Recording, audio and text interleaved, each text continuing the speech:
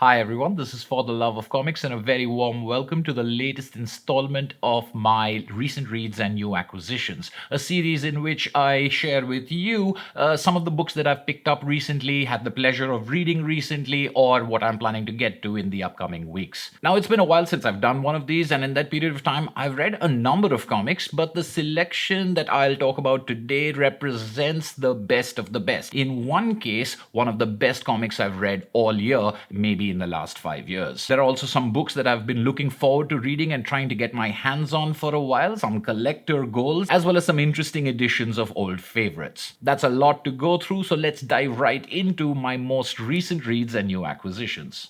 The first book I'd like to talk about today is Upgrade Soul by Ezra Clayton Daniels. I'd heard a lot about Upgrade Soul for many months now. It won a number of awards, got a number of Eisner nominations, and had received rave reviews across the board. I was finally able to pick up a copy, and this is an astonishing work. It's heartbreaking and sad, but it's also witty and observant about us as a culture and individuals. It's very character driven. I thought of it as soulful sci-fi, a bit of a pun, takes concepts and things that we're quite familiar with in science and in science fiction and does something very interesting, something philosophical, something that tries to question what it means to be human and what it means to have human relationships. Things in this book do not go in the way that you expect that they will go. Even the setup is something I really don't want to spoil, because part of the thrill of this book is discovering what it wants to do with what it's talking about. Suffice to say, this is one of the best comics I've read recently. It stayed with me long after I had finished it, and I think I'll be returning to it very soon. Upgrade Soul by Ezra Clayton Daniels has my highest recommendation.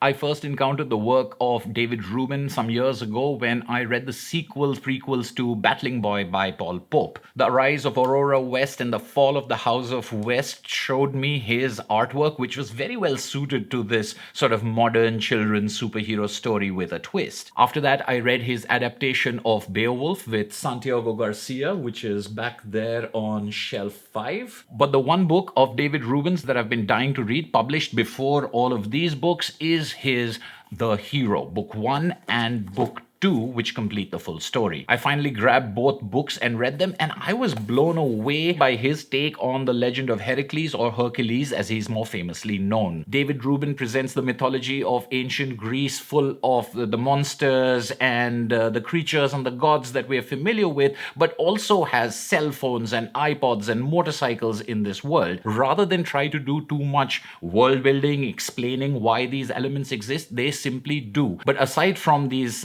anachronistic modernizations, this story is also a very deep examination into powers and superheroes. In fact, the first volume story reads like a very old-fashioned Saturday morning cartoon superhero story. Every single chapter is one of his tasks, in which Hera is trying to get him into trouble and he's able to extricate himself from it. So it's just charming adventure where, oh no, I'm foiled again sort of villainy is being beaten by the hero. By the time we start book 2, though, things have become darker. The prophecies, some of which actually I had forgotten from Greek myth, have come into play, and there are more serious questions asked about who is the real monster when you're slaying monsters, and what can you do about fate and predestination and prophecy. I was surprised that not just how much confidence and assurance Rubin had in writing this story, but also how he was able to go from the superhero pastiche, the Superman, Spider-Man, Green Lantern, everything being referenced over here, to the more serious deconstruction of superheroes that the second volume does. Again, one of my favorite recent reads, although it's been around for a long time, and highly recommended. I'm a big fan of comics anthologies, even though most of them tend to be uneven. Because there are so many creators involved and because they're independent pieces, the quality of the stories can vary. Still, when they're good, they're really good, and that's the way I feel about The Tipping Point, published by Humanoids. This is a collection of stories from superstar comics creators, American, European, as well as Japanese, and I was really intrigued by the idea behind this anthology. Rather than have a very broad theme or subject, each story here focuses on a particular moment in which everything changes, the tipping point of the title. The creators in this book include Boulay, Eddie Campbell, John Cassidy, Bob Fingerman, Atsushi Kaneko, Keiichi Koike, Emmanuel Lepage, Taiyo Matsumoto, Frederick Peters, Paul Pope, Naoki Urasawa, and Bastien Vives. So many favorite creators flexing their creative muscles in this exercise. I don't know if this was out of print or just very hard to get in India. Ever since I saw the lineup of artists and writers, I've been dying to get my hands on it. I was lucky enough to grab a copy on sale, completely worth the wait. Unusually for me, I've also been able to get my hands on a couple of single issues and magazine comics, usually not something you find very easily here in India. Thanks to a viewer recommendation, I was able to pick up a couple of issues of Lone Wolf and Cub, published by First Comics. These are the first time this series was published in English. It was never finished. They only got to 45 issues, but each of these issues is only a couple of dollars, which I think is fantastic value for these full-sized English language square-bound comics. I'm not looking to collect every single issue that's available. I got the first couple and I'm really happy that I did. As you would know from my recent videos, I'm a big fan of this series and I'm always interested in different editions of stuff I love.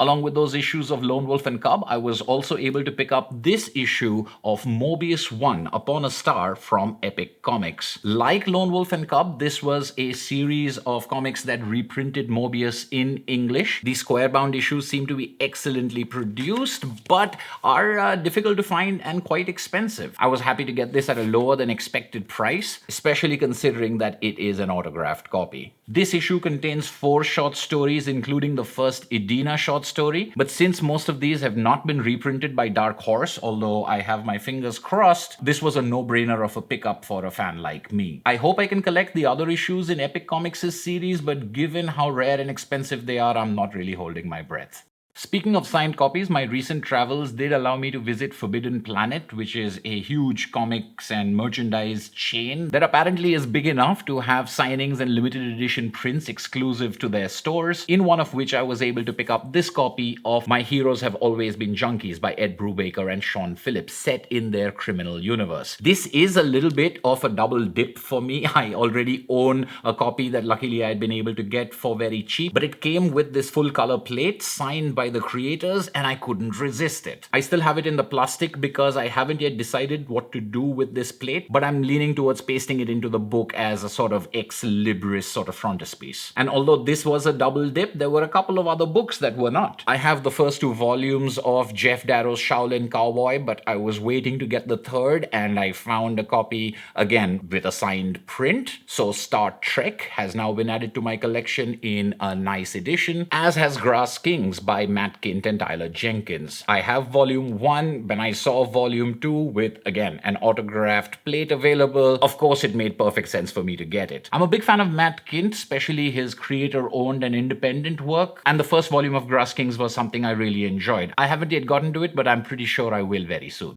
And finally, I got 3 volumes of Giant Days, the Not on the Test hardcover deluxe collected editions. I'm a huge fan of Giant Days, John Allison's university college set comedy, and I've been reading and collecting this series in trade paperbacks. These handsome hardcover editions have been very tempting, but I'd invested so much into the paperbacks that I honestly didn't know if I wanted to double dip just for a hardcover. However, when I got a closer look at these with their design, I'm guessing resembling UK exercise books. UK viewers can let me know if that's what this is going for. I just had to get them. Each volume of these collect 2 trade paperbacks. So volumes 1, 2, and 3 will get you the first 6 TPBs. I heard a rumor that Boom Studios, the imprint of Archaea that publishes Giant Days, may not be bringing out further volumes in this hardcover edition. Maybe they haven't had enough sales, and that's a real pity because they're just a handsome and beautiful way to present what I consider an excellent series. It may be too little too late, but I thought that by buying these editions, maybe I could help encourage Boom to keep publishing them. Like with my other copy of My Heroes Have Always Been Junkies, I suppose I'll be looking to sell or trade